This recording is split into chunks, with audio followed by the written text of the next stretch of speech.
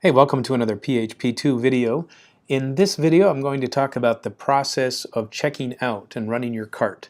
So we're going to implement in the videos here anyway, a basic process.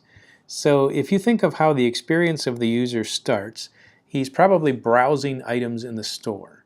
And then he has an add to cart button. And then he could return to the store if he chose.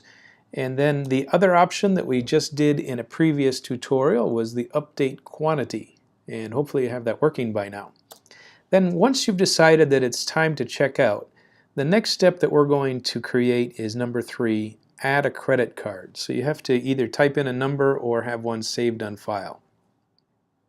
In our process, we're not going to actually connect to any commercial credit card companies. We're just going to simulate an authentication process similar to our logins. Once we have a credit card added, and it's verified, then we're going to actually create an order and save it into our database. So this is a little more complicated process of making sure that all the orders are created without any errors. Then finally, we're going to show them the final receipt. Now here's another process, number 2 we'll call it.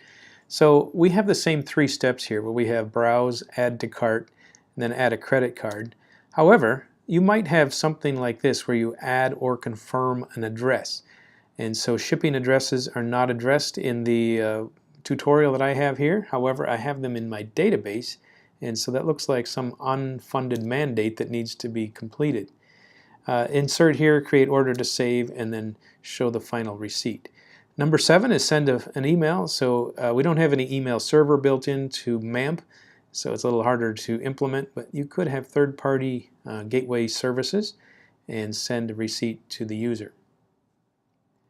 So in the next videos, I'm going to talk about steps 3 and 5 here, which is adding a credit card and checking to see if it's valid, and then the more complicated part is creating an order in the database table.